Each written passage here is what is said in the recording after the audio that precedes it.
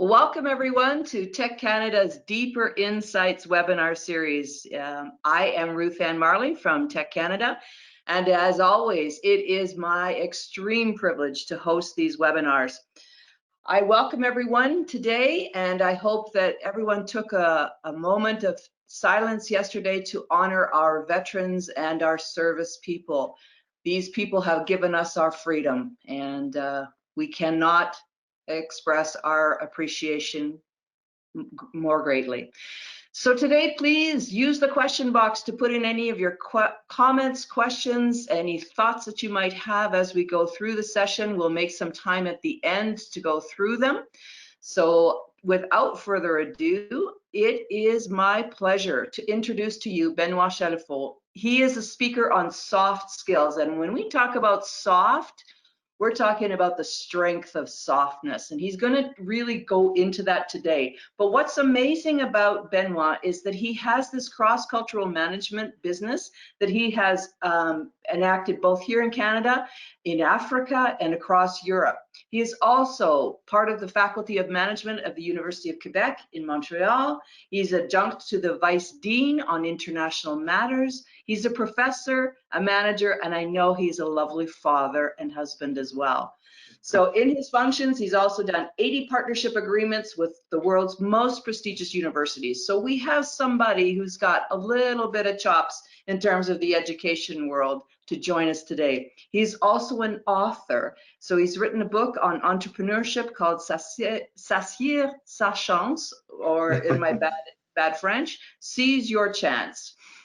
So without rambling too much longer, Benoit, it is my pleasure. Welcome. Thanks, Ben. Thanks, Ruth. It's my great pleasure actually to be here. I've been doing a lot of talk recently, and a lot of people are asking me, how can we still be, powerful in our messages, in selling our product or services ourselves through screens? How can it be working with everything, with the pandemic and everything that comes with the pandemic?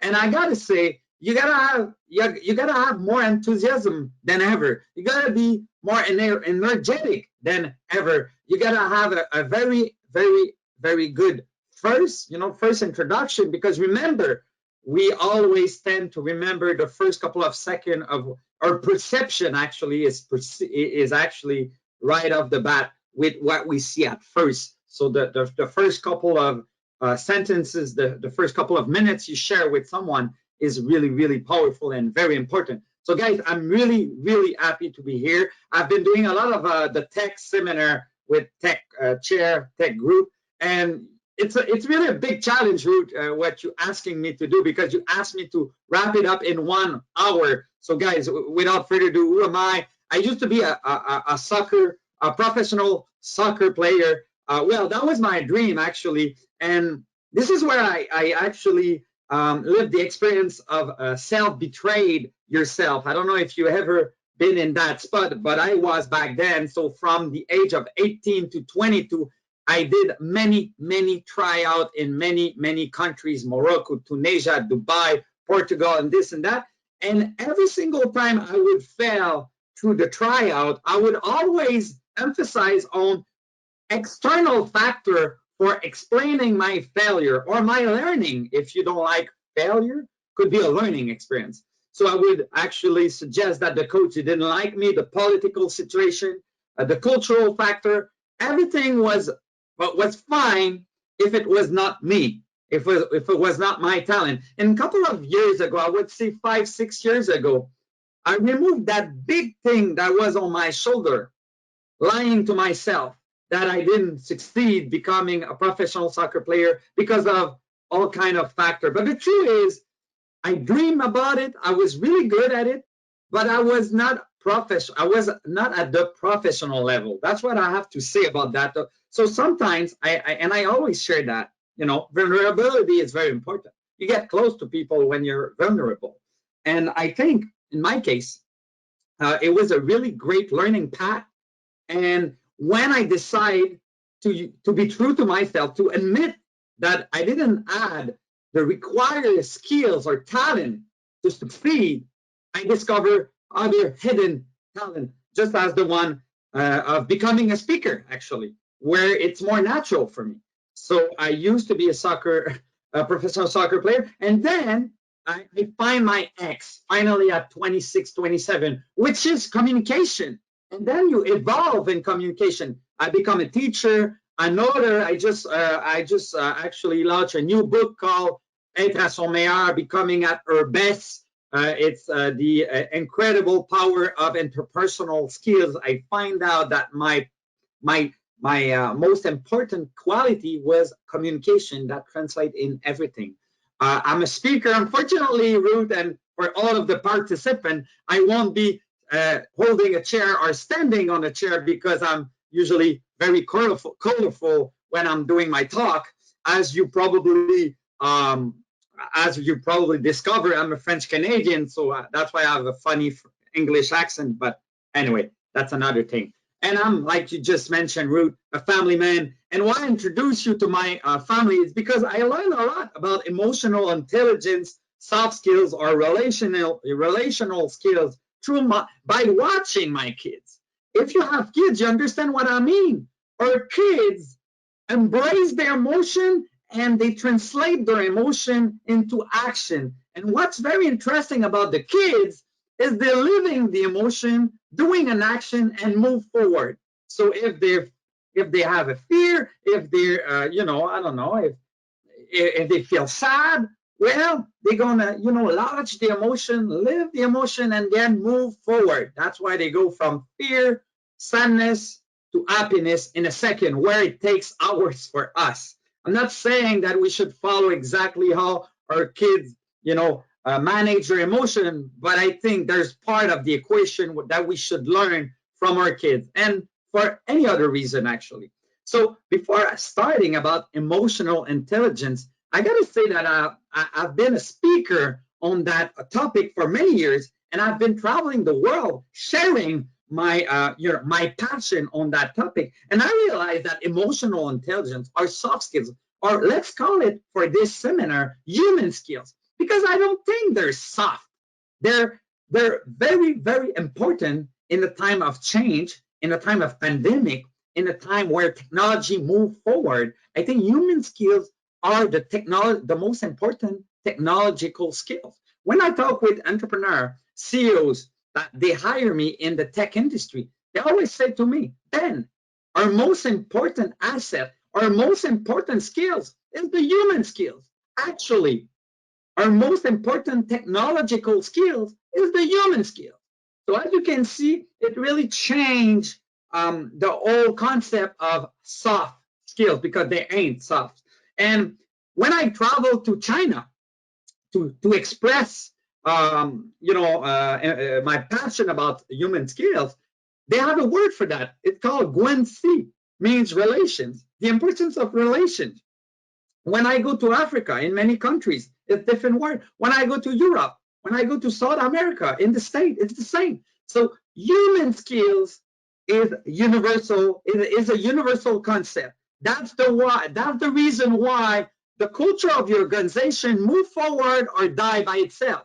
That's why some people are able to reinvent, to evolve their company again and again, decades after decades, and others are not able. It's the human skills. So as you know now, the future is yesterday, or now, if you'd like. But I actually, with becoming a speaker, I had the privilege of meeting a lot of CEOs, a lot of organizations, and I have a lot of talk about that. About that digital transformation. A lot of people was saying to me, "Well, it's year away. I don't see your company having to change anytime soon." And what happened? Boom! The COVID-19, the pandemic arrived, and now all of a sudden, technology is everywhere. And there's two things I'm certain of with all the pandemic that's going on. A lot of people trying to guess what's going to happen in a couple of months, weeks, year. Well, let me tell you something. There's two things I'm certain of. The first one is uncertainty. Uncertainty will be remaining for a couple of weeks, months, years. Who knows? Uncertainty will be there again and again. So we're going to have to manage through an uncertain time. The only thing I'm sure of, and I had a lot of discussion on that, is that you're going to have a before crisis and an after crisis. A lot of people are sharing with me that concept of I'm hoping to get, I'm actually crossing my finger to get back to where I was before the crisis. Well, let me tell you something. You cannot go back to there because it ain't there anymore. What I'm certain of, beside uncertainty, is that we're going to have a before and an after crisis. That's my certainty. That's for sure. Now, the question I rarely hear in my surrounding, entrepreneur, CEOs, manager, they rarely ask the right question. The right question should be, am I going to fight my old version of myself? Or I will evolve as the context has evolved.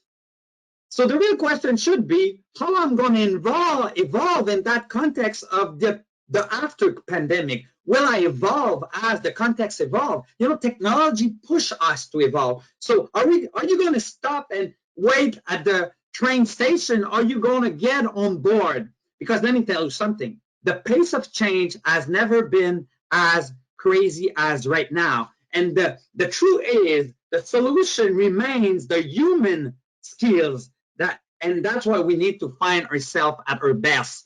I told you before, I find my X, which is communication. And then you need to evolve in communication in many, many aspects. An entrepreneur, a startup, a CEO need to do the same process. Find his X and then surround himself with the great people, the best people, and then evolve again, again, and again. And the pace of the evolving process will be quicker than ever. Let's face it, the customer is no longer a king. It's some sort of a god of the one-click thing. He wants to have the access in a one-click thing. It's the one-click thing, you know. The objects are evolving. You know, let me present, this is your next bartender, right? And this is the most sophisticated bionic object, very, very close to a human hand. This is really evolving at a crazy pace. If you have kids around 10, 15 years old, the idea of owning a car will change. We are in the middle of the mix between experience versus possession. You know, my generation, your generation are used to possess a car, but it evolved to something else. Will we be really willing to have a car still in 10 years, 15 years? I'm not sure. The business model evolved and everything evolved to some sort of experience. You know, the experience is more important in the years to come than the possession. The consumption habits changing very quickly. Money evolved as well. Think about the last time you paid with a $5 bill. When was that? Well, certainly, probably before the pandemic, right? In China, they've been dealing with that 10 years ago. You know, they don't have any more money, paper money. Anyway, they pay with their digital cell phone, or whatever. So the relationship with money evolved as well with blockchain. There's less middleman. And, you know, I'm only on 1 hour, but I could keep going. You don't have to evolve as a person, as a startup, as an entrepreneur, as a tech chair. But do you really have to survive? Here's the thing. You cannot do twice the same thing. You always need to add some sort of thing, right? That's why in my talk, I'm always challenging me to do something different, to evolve. I push me to evolve. So the real question, do you have to survive? You don't have to believe me. But here's the thing. You know, the futurologists they agree with that. They predict that by 2034, and you probably heard that before. I'm not going to repeat what you've heard, but I don't think it's in 32. I don't think it's in 2034. I think it's by the end of 5 years. But here's the thing: it's not that your job's going to be gone. It's just going to evolve to something else.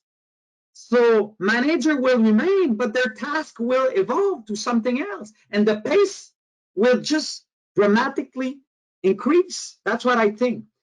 You know, the Fortune 500, they did a study on that, and they compare the Fortune 500 from the 1955 with the one in 2011, and only 13% survive, not being in the ranking, but just surviving, right? I'm always amazed when I'm doing a talk in an organization that is there for more than a decade, because it's really challenging today to survive, to even just survive. So of course, a lot of the technology is pretty much everywhere. Even though you're reluctant, technology is going to affect the way you process. And in an organization, well, we say that 70% of the digital turnaround you do in your organization is in some aspect a failure. You're going to fail to do it because it's really the combination of the right human skills with the right technology. And that's really, really difficult. So why it fail? Well, usually it's because you lack of human skills. The best way to make your organization more data-centric or digital, if you prefer, is to selectively invest in those who are most adaptable, curious, of course, and flexible. That's very important, guys. Today, you need to focus on the people that are more adaptable, flexible. So, I think your philosophy, if you're an entrepreneur, if you're a tech chair, is sharing with your member the philosophy that should be in their organization to combine this dual focus on potential for human skills and knowledge for hard skills. So that's what I see in organizations that succeed. They have that high learnability. Their key people have that high learnability. People with a hungry mind, and they match their interests with the demand skills. I think more than ever, if you want to survive and reinvent again and again and evolve in your organization, you should be surrounded, hire people that they have that curiosity, because technical skills is always temporary, always temporary. It becomes obsolete quicker than ever. But here's the thing, intellectual curiosity has to be permanent, has to be permanent. So you need to find people that have that kind of hungry mind, that growth mindset. So that's why we never, in a crisis like that, a lot of people end up finding great opportunity because they didn't have to reinvent themselves. It was kind of a byproduct. They didn't have to invent themselves because it was kind of a byproduct. It was a natural byproduct of their personal growth and development, because they always grow, because they're always curious. I don't know. I'm going to ask you this question. How many books, how many podcasts, how many articles do you read per week about the new tendency in your industry, about some relevant topic to be a better leader? How many stuff you read, listen by week to make yourself a better version of yourself?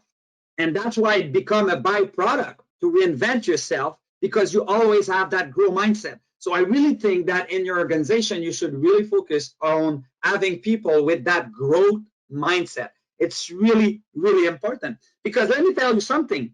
I think I'm a great communicator, but I know there's room for improvement every day. And that's why I'm trying again and again to challenge me. I have sufficient market with the French community, but I challenge myself in the English community because I think it pushed me to be a better communicator in my second language. So this is very, very important to have in your organization people with a hungry mind that have that growth mindset, and you can develop that in your organization to be better with creativity. And let me tell you something, just for a second, I want to talk about that because it's so important. A lot of CEO entrepreneur, they call me and they say, Benoit, I'm saving $30,000 per month because my staff is working from home and everything is work. So I don't think I'm going to renew my lease or whatever. And I'm like, are you sure? Because this is really temporary. I realize that from home we're very good to respond to emails, to actually execute operational stuff. But I don't think on the long run we're so creative. I don't think we foster innovation from home? I think the answer, depending on your industry and depending on how you harvest that kind of work from home mentality, I think the answer is right in between. I think it's cool to work from home a couple of days in a week, but I don't think it should be the full week. Because let me tell you something. If we're in a meeting right now and the meeting is done, I click log off and I'm gone. Where in a real meeting, when the meeting is over, I'm walking still with Ruth, with my great friend Ruth, and I'm talking about other stuff because the meeting is over, but our conversation just started. The collaboration is in between, as Simon Sinek mentioned earlier, I think last week. I think it was a clever idea because it's so true. The in between in our organization is what make us so creative and innovate. You know, I think leaders should think about, before investing in technology, they should think about investing in people who can make that technology useful. So it's really, once again, the key, the human touch. So before going further, what are human skills or soft skills?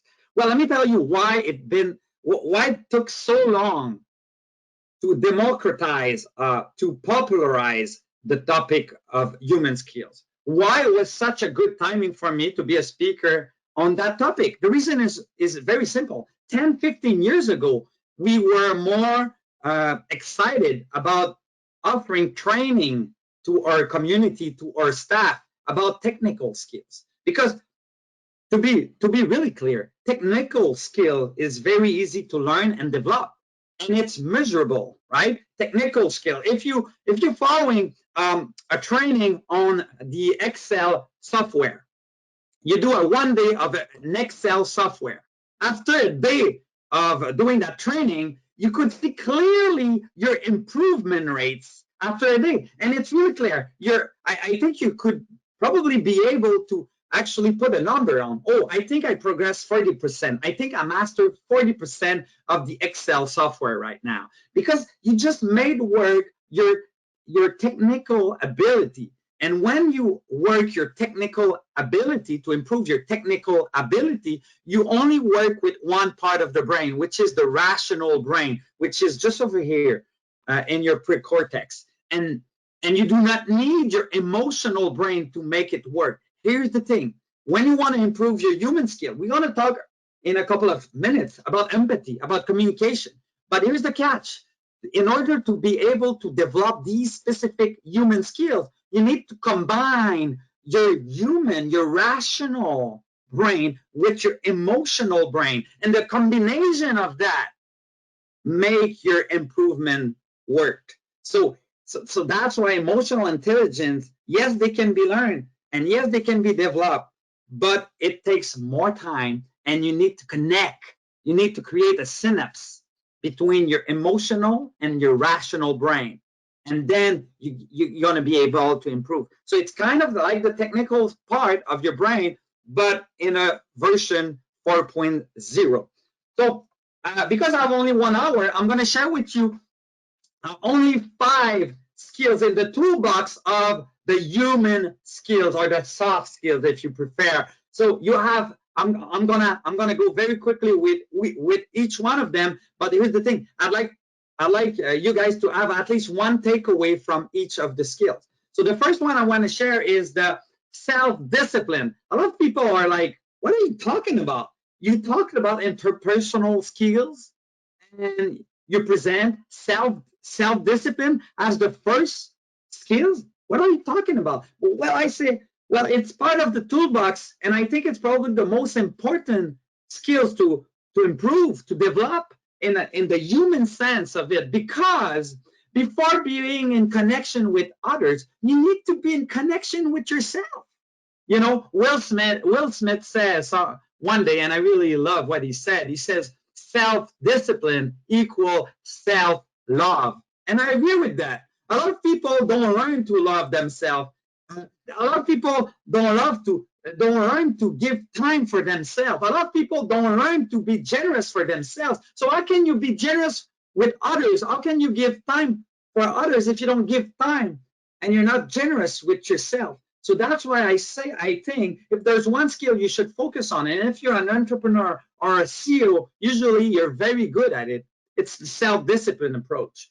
So I think it's the only way to assert your true freedom is to, it gives you the possibility to make choices in accordance with your goals and your deepest desire. Is like you're willing to wake up at 5 a.m. to write that book because it's your personal goal, and at the same time you're able to do your regular tasks during the day, and you wake up at 5 because the purpose of writing the book is important for you. It's the true freedom. It's the true freedom. A lot of people think that the freedom is to actually wake up at the time you want and don't do whatever you have in your mind. No, the true freedom is to actually make choices in accordance with your true goals. That's the true liberty. So discipline, I think, is the foundation of your freedom, seriously. And then you have to start with very, very, very, very low tasks. So let's say you want to start training. What about like doing, I don't know, for instance, myself, I wake up at 5 a.m. and I do 30 push-ups every single morning. Every single morning. Now it's part of me. But when I start that routine, I used to do only one push-up. And because at a certain time in my life, it was part of me, I increased the number. And now I'm at 30 and it's part of me. I don't think about doing it. I just doing it. For those who are listening to us right now, to me right now, that wake up at 5 a.m. After a certain time, if I ask you, do you need an alarm clock? You will say no, because you just wake up at 5 a.m. because it's part of your routine. So the key is to shift from bad routine, bad habit to good habit. So through a pandemic like the one now is a great timing to start good habit. I never seen as many people walking on the sidewalk than now because of the pandemic. It's kind of an activity, and let me tell you something, it's going to remain for most of the people, for the most of the people. Well, self-discipline is a very important aspect in a pandemic like the one we're living right now, because if you see in your organization, I don't know if you knew the stat, but in Quebec, I heard this morning that the alcohol problem went from 10% to 25%. So basically, a lot of people drink at work, because at work means in your office at home, where it's easier to actually grab a beer or a glass of wine here and there. So the self-discipline of not doing that, or the self-discipline of not working too much because we are always connected through the screen, and go outside for the lunch and do some exercise. This is very important. Self-discipline in a pandemic like the one we're living is a game changer, in a good and in a bad way. So it's really your true foundation for freedom. I really believe that. Then you have what we call self-motivation. That's the second skill I want to share with you in the toolbox. And self-discipline, please, guys, we cannot motivate people. That's the truth. That's the science. People are motivated by themselves. What you can do to motivate people is create an ecosystem where they get motivated by themselves, where they get self-motivated. So, of course, there's 3 secret ingredients in order to do that. The first one is autonomy. We hate having our boss in our shoulder checking what we're doing. I see a lot of entrepreneurs asking their people to be connected virtually and to be always accessible. Be careful with that. People love autonomy. Of course, you need to set some rules and this and that, but people, scientifically, is proved that autonomy is a great motivator. Now you need to trust. That's another question. So please, in the ecosystem you create, give option, give choice to your people. That's the first secret ingredient. The second one is relatedness. Relatedness. In a time of a crisis like this one we're living, a Zoom meeting with all of your colleagues is not enough. Have this small talk with your people, one-on-one, on a Zoom meeting, on your cell phone.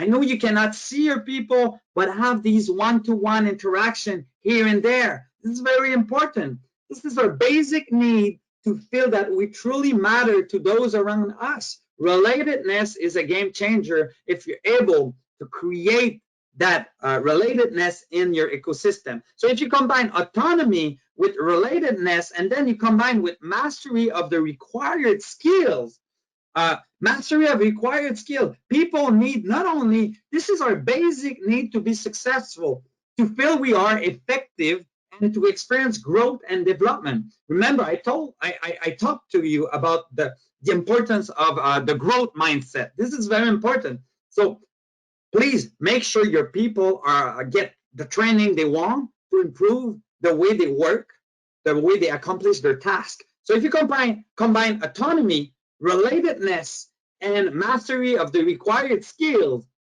I think you're in the right direction to have a team where they get self-motivated.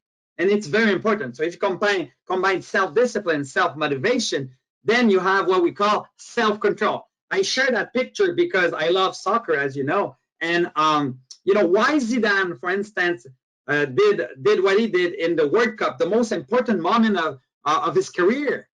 You know, he was in the final of the World Cup, and there's a lot of PhD doctor that actually write a thesis on his gesture. And the reason they find out is that Zidane let his emotional brain take the lead. So you need to understand how your brains work. You have what we call our rational brain, and this is your thoughtful brain. It's over here, and this is probably the brain you actually using right now as I talk. You just listen, you take notes, and it's really your rational brain that's working right now. He's in control, and usually when there's no fear, usually that's the brain that is in control. But when there's an alarm, when there's an emotional alarm, when you're scared about something, your emotional brain is actually going to be activated, just as Zidane activated his emotional brain. And your emotional brain, you have what we call your limbic system, whereas there is an amygdala. The amygdala is actually is the size of an almond. It's the source of your emotion and your strong impulse. And if you let that alarm ring for too long, well, what happens is you lose clarity, you lose actually rationality, and you actually do some gesture just as Zidane do. So let me tell you something. One of the best secret I found out is to take a deep breath. You know, when you feel that there's some tension, and because of the pandemic, there's a lot of tension. So when you feel that there's a lot of tension around you, take a deep breath. That was the conclusion of all of the thesis that has been written on the Zidane gesture. If he had take a long breath, it would never had happened. So sometimes the key is very easy, is to mastering your breathing capacity. So it's self-control is the ability to control or redirect your disruptive impulse in your mood. And I will remember for the rest of my life, one day I had a conversation. I was doing a talk, and at the end of the talk, I sat down, and just beside me was this president of a European nation, North European nation, and I talked with him for a couple of minutes, and I asked him this question. He was in the political, he was working as a politician for years, for actually more than 4 decades. And I asked him that question. What was your biggest challenge throughout your career? And he looked at me in the eyes and he says, it's a very easy question to be answered. I said, well, why is that? He says, well, the most challenging thing that I always had in my life was always the same. The most difficult challenge I had was leading myself day after day. No matter what happened in my world, no matter the context, I had to lead myself day after day. No matter leading myself was my biggest task, my biggest challenge throughout my career. And that what makes a great leader is that you're able to lead yourself before leading others. And it's really linked with your capacity of controlling your strong impulse and emotion, and cool down and be able to be the same person again and again, no matter your mood and no matter your mood and what's happening in your surrounding. And that's how you create an environment, an ecosystem of trust and fairness when you're able to lead yourself. It means that you're accountable for your action, and accountability is about doing what's right even when no one is looking. This is what you know for sure as a leader. So that's the third one. That's the self-control. This is the third skills in the toolbox. Now, the fourth one is a very important one, especially in sales and leading teams. If I'm asking you, what is, everybody knows that communication is a contact sport, that's for sure. But if I'm asking you, what happened today, well, communication look more like that, right? We tend to think we communicate, but we don't. We rarely say hi to someone that is in the same elevator. Well, you could say with the pandemic it's harder. You're right, but I'm really surprised by the fact that people think that the tech is accelerating our communication, but I think it brings a weak result. I think the best way of communicating in 2020 is still the same as in the 90s, in the 80s. If I'm asking you how many times you think we spend on our cell phone or on our smartphone every day. So Canada collect the data, and in 2019, we find out that in average, a Canadian would pass actually more than 3.5 hours on his cell phone per day. And this is an average. Then we went a bit deeper in the data, and we find out that if I'm asking you the question, how many times you think we do back and forth on our cell phone? Facebook, LinkedIn, WhatsApp, SMS. How many times you think we go back and forth on our cell phone in a day? That's dramatic. More than 300 times, more than 300 times. And this is an average once again, guys. So we are actually tend to lack of the capacity of the most efficient way of communicating. It has always been the same. The most important aspect of communication is listening.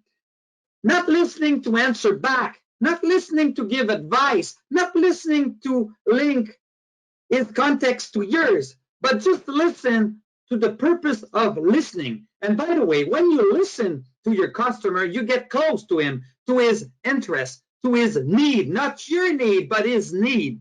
This is very important, listening. And it's actually not happening as it used to happen. Today, when I'm doing these classes with the young student in their early 20s, they barely look at me, they barely stare at me. They're not able to stare at me anymore because they're not used anymore. Cell phone changed dramatically the way we listen to others. And this is really, really a shame. Let me give you a great example. My neighborhood, her name is Micheline, and Micheline, she's 85 years old. So as you can see, with the pandemic, she cannot really see people. But when I'm walking and I pass through her home and she's outside just reading or whatever, if I say hi, you know what she's going to do? She's going to jump into the discussion, and she's going to explain every single moment of her morning. You know why? Because by listening to her, I show her that she exists. It's the greater gift you can give to someone in your professional life, but also in your personal life. And human skills, by the way, you cannot be two person. You're always the same person. You cannot wear a mask, and we're going to talk about it later on. So you can practice to be better at listening.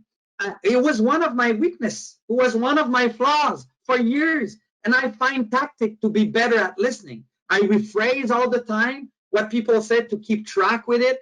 And I show curiosity. And by showing curiosity, I'm more curious. So I would say that you should spend more more than half of your time listening to what the other has to say. And by listening, you get closer to your goal, to your accomplishment. And of course, the other part of the communication that is really important is the art of asking the right question. Curiosity is something that should be in every person's mind. Having that unlimited curiosity about pretty much everything.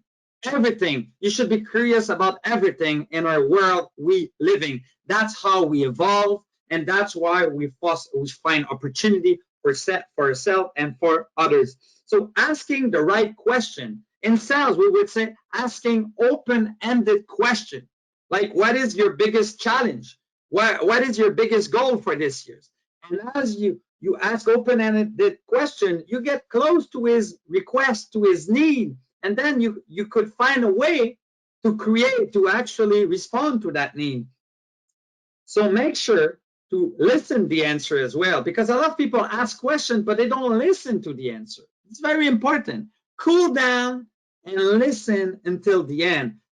The communication aspect. Of course, you have communication, the one I'm trying to do right now, with full of energy, enthusiasm, because through screen, let me tell you something, it's harder than it is when you're at a coffee shop or in a meeting room. You need to be more enthusiasm. You need to show more enthusiasm, and you need to have more energy to pass your message from your screen to your screen. So I hope, since I think we're together for now 40 minutes, I hope you didn't see time, and my biggest purpose is that you didn't realize that you were on a screen. And that's how you find out that your message was actually well received. It's very important. So not only by listening and by asking the right question, but also when you talk with energy, enthusiasm, and passion. It's very important. Body language is also very important, especially through screens. Now, I want to talk about empathy for a second, because empathy is a game changer. Now, a lot of people are very, very, very, very wrong about empathy. First, I don't think we can put ourselves in the shoes of others. Let me give you a clear example. My my family, they lost a son in a tragic accident. So when I was 7 years and a half, I lost my brother in a tragic incident. And for years, my mom was actually complaining. After a couple of years, she started complaining about the fact that some of her friends would give advice to my mom to move forward, to turn the page. And this is where I realized that you cannot put yourself in the shoes of others. She would respond back to the friend that suggests that she would say, how can I turn the page? Even though it's been 2 years, I cannot turn the page. It's a tragedy that's going to follow me for the rest of my life. I just need to deal with it. So that's why I don't think we can really put ourselves in the shoes of others. We could try to understand. And here's the thing, empathy is a feeling with people, I think empathy is the greatest skill to use right now in a pandemic like the one we are living. It's actually a secret place, just as the cave. You see the cave? Well, empathy is actually going down the cave of the person that is suffering. So if there's a friend of yours or a family member that's suffering right now, is actually downstairs in this cave. It's scary. It looks like scary. You don't want to go there. And usually people get mixed with empathy because they think that if you just open the door of that cave and by not going down, but just asking from upstairs, hey, are you doing? Well, I'm not really doing fine, as you know. I shared it with you a couple of weeks ago. I'm still not good. And now the thing you do, and I think it's a mistake, instead of going down the stairs, because it's a choice to be empathetic, instead of taking the stairs, what you do is you say, well, if you need help, you can please, feel free to ask. I'm going to be there for you. This is a mistake. When people feel suffering, they don't feel exit. They don't feel like there's a solution to their problem. So of course they won't ask. So that's a trigger. You need to ask yourself, am I going down the cave right now? Because it's a secret place. If the person share it with you, share his feeling, it gives you the possibility to understand that this is a secret place where you're going to have to go down to see that person that suffer. It's a choice you make. And the best thing you do, if you're going down, the best thing you do, the best thing you can do, say, well, I don't really know what to say right now. If you're down the cave with that person that's suffering, there's not much you can do. So you could say, well, I'm not really sure what to say to you right now because I don't think there's much to say. But let me tell you something. I'm so glad that you let me in and that you share it with me. That's a privilege to me. Thank you so much. That's something you can say. You know, it's a feeling with people. It's creating an authentic connection. The truth is, rarely a response can make it better, but a connection will. Empathy is a really important skills right now, and it allows you to create a true relationship of authenticity with your customer. I never had. I mean, I'm extremely because Christmas coming and because of the pandemic, a lot of people will not do their typical party. And I get a lot of requests for doing talk right now. You know why? Because I entertain my relationship in an empathetic way with my customer. And they remain my customer for years. When I do a talk with a customer, they usually become a friend. And then I create value with them. And then I create an authentic relationship. And it's through empathy that we actually foster bonding with each other. It's very important. So it's supporting the person to talk about his or her situation. And I think as a leader, we should all put the heart before the mind. This is very important, to put the heart before the mind. Because when, as a leader, you put the heart before the mind, well, the rational stuff is easier to share. My number one passion, desire for my first hours as a teacher is to let my student know how much I care for them. Not about make them learn stuff. Not the first class. The first class is about being interested about what their desire, their goal, and this and that. That's a feeling. And then when I reach their heart, it's easier to share my content. You should do the same in our organization. People will never remember what you say. I'm going to talk for an hour, guys. You won't remember everything, but probably you will remember how I made you feel. And this is empathy at its best. So my question to you is, are you creating that feeling with your people? They will never remember everything you share with them, but they always going to remember how you made them feel. In sales, if you're an expert in sales, you know it's a trigger, because people, before they decide what they think about your message, they're going to decide what they think of you. That's the truth. You're going to a car dealers, you're going to any kind of organization. You have a perception of the person before the product, the services, or the message he wants to deliver. That's empathy. So making sure that the perception of who you are is well perceived right away. And it generates, of course, a sense of security and confidence. That was the fifth skills one talked about. And if we go, and I want to respect the time, and please share your question afterwards, and I'm going to stay here until there's nobody else. So I have some time after one, so I'm going to stay here. Feel free to ask all of your questions. But I found out that all of the greater business school that did study on the human skill, the soft skill, they find out that the organization, the industry, the entrepreneur, the CEO that are actually over the average of the capacity of being of having these soft skills are way, they actually perform way better than the other competitor. Actually, we find out that those who are more successful have that capacity of being more human. With all of the toolbox I share with you, they're more empathetic, they have a better communication, they're more self-disciplined, they know how to motivate their people, and on and on. They self-control better. So when we see the World Economic Forum, classify all of the skills of today and tomorrow, and I'm actually observing that human skill is the key to bringing out the best of tomorrow technology.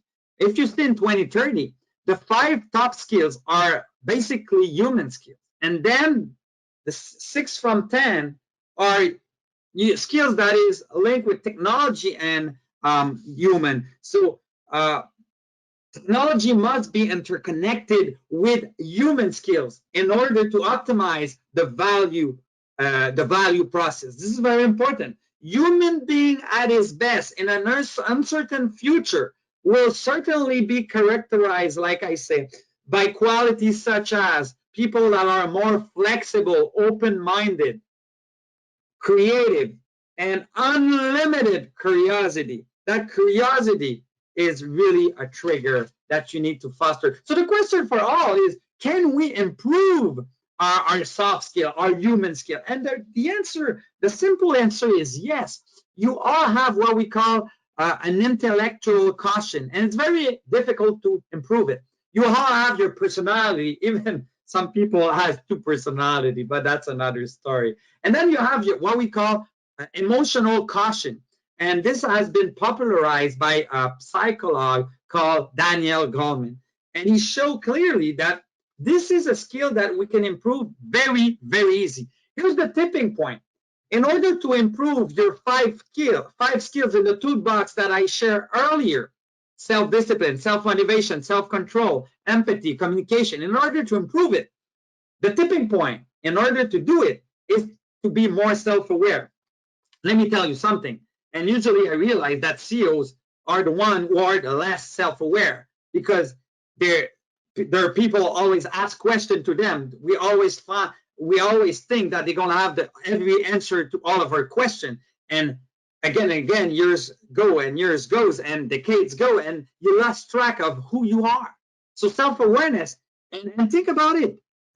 Self-awareness is really the ability to recognize and understand your moods every day, your emotions, your drive, as well as their effect on others every day, every second. So the hallmark of self-awareness, usually people that are more self-aware, people are usually more self-confident. They're able to do the realistic self-assessment of who they are. And they have that self-depreciating humor. I find out that they have no problem laughing about some of their flaws because they're self-aware. And this is very important. Think for a second about it. I realize that people usually are 5 people. We are usually who we are. We are usually who we think we are. We are usually who our family think we are. We are usually who our friends think we are. And finally, we are usually who our acquaintances think we are. So I would say, just to emphasize on that the more you know about yourself, I realize that less you're going to role play. The more you know about yourself, the less you're going to role play, the less you're going to wear a mask. Of course, you need to adapt to different type of person, different personality, but your value, your strong value, your strong drive, your strong belief remains the same. It means that you don't wear a mask in terms of value and belief. You're not wearing a mask to satisfy someone else. So the more you know yourself, the less you role play. You are the same in any situation. And so emphasize on that. What kind of behavior should you have? The first thing I realize is consistency in your mood, your behavior, and so on, to be more self-aware. I realize that those who are extremely self-aware have no problem to actually address their weaknesses. They don't wait for annual performance review. No, they address their weaknesses day after day. One of the questions I love asking my staff about me to learn to improve myself is, I always ask the same question: what it's like to be on the other side of me? You know, this week, Jess, how it was to be on the other side of me. I was painful. I was a great listener this week. I was a pain in the ass. I was. So what it's like to be on the other side of me? You have to build that self-confidence in order to address your weaknesses. But once you do that, you can see improvement, because we always have, blind spot to improve. And then knowing your values. knowing your values and living your value. Let me tell you something. I don't believe that there's corporate values. I disagree on that. I think there's just value. So, for instance, for me, since I'm living and breathing accountability, which is my strong value, accountability it means that family is important for me. My wife is important for me. So I'm going to be accountable for them. So I'm going to be a great father for my kids. I'm going to be a great husband for my wife. I'm going to be a great speaker, or I'll try to do my best. I'm going to be a good lecturer, and so on and so on. And it's the accountability that create that balance with my family, with my professional project, and this and that. So I'm able to say no to professional project in order to balance my life with my family. I used to say that my strong value was family. That was a lie, because one strong aspect of my life, which was the professional, accomplishment, was not covered. So accountability link family, professional achievement, and so on and so on. And I breathe accountability everywhere I go. And I think, and I want to close up in 2 minutes, but I think that and for those who have to leave earlier, you could add me on LinkedIn and share your question, Benoit Chalifoux. But I think that if you want to find yourself in a 4.0 version of yourself to evolve, we always need that desire to improve who we are. And let me tell you something, everything that you want right now that you don't have is actually outside of your comfort zone. So we gotta go again and again outside of your comfort zone to improve and evolve as a human being. It's really a trigger to always step outside of your comfort zone. I wanna close up with something very quickly. I respect the time still, so I wanna share a story with you guys. So 3 years ago, my dad just retired. And he was the kind of dad who would always come to my home, fix stuff, and he would say, "Oh, you're not able to do that. You're an intellectual. You're not good with your hand, and let me fix your stuff." So he would cut my grass and this and that. And at a certain moment, he stopped passing by, and I was calling, and he said, "Yeah, I'm fine." But the truth is, it was not fine. And at a certain time, I lost, patience, and I bring him to the doctor. And this generation, they never go to the doctor. They go to the mechanic for fixing their car, but for fixing themselves, they say, "Oh, it's going to heal by themselves," which is a lie, right? So I bring to the doctor, and a couple of days after, my doctor called me and said that my dad has a lung cancer. And I wanna share with you that story because, as you know now, when I was 7, I lost a brother. So my dad lost a son. And usually 95% of the couple that lost a kid will divorce because it's so challenging, and we're living emotion very different from a human being perspective to another. But I think I won a lottery ticket because my parent remains together, and love was blooming throughout my years as a youngster, and now as a young adult, they remains together. And 3 years ago, he get that prognostic about the lung cancer, and we were fighting a couple of weeks. And after the doctor said it's over, your dad can't take it anymore. And I want to share the last time we talked to each other, because I think the most important learning lesson that we're gonna have in our life will come from tragedy, death, trauma.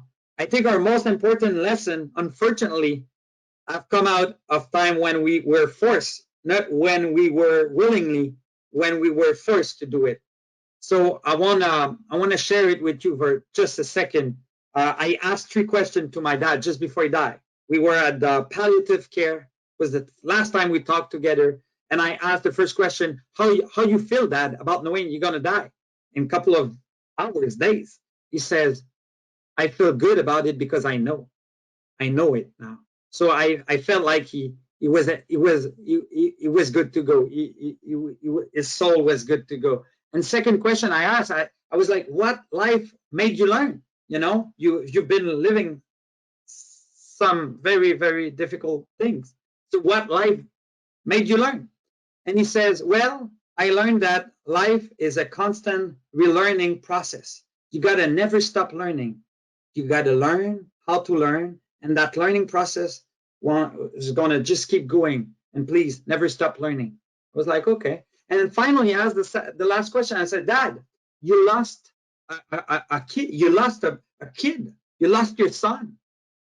And still you remain with mom. You're about to die, and still you do some funny jokes, and your vibe is so positive, and you're about to die, and you're still having that positive vibration. What's your secret?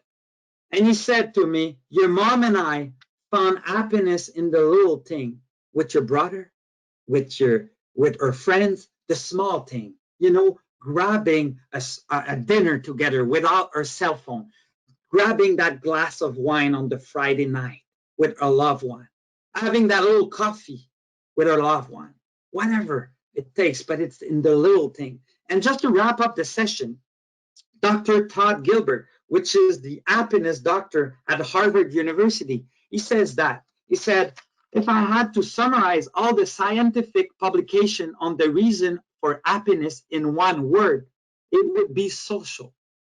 We are by far the most social species on earth. If I wanted to predict your happiness by having the opportunity to know only one thing about you, I would not want to know about your sex, religion, health, or income. I would want to know about your social network, about your friends and family, and the strength and your ties to them. That's because relations is the most important thing at work and at home. And I think in a pandemic, in a crisis like the one we're living, is actually way more important than we probably think. So thank you very much. You were amazing. I hope I respect the time. Yes, I respect the time. I'm so happy. And you could add me on LinkedIn if you want to, find out more or having a couple of questions. I have some books that I recommend. So I'm going to share with Ruth the slides, and Ruth, you could share it with everybody without any problem. So thank you very much to actually spend the lunch hour with me, and I hope you appreciate it. Thank you so much. Thank you, Benoit. And I wanted to let everyone know that this has been recorded, and it will be available on the Tech Canada website within a couple of days here. So if you want to review it, I know that Benoit spent a lot, he was really on fire and going quickly through a lot of things. So it's a great opportunity to go back and review it, or invite someone to share it with you and to do the takeaways. I know my key takeaway today, Benoit, was the word curiosity. It came through many, many, many times. And that is about being open to opportunity. And so thank you again for this opportunity to share with you. So take care, everyone. Thank you. Have a good one. Ciao.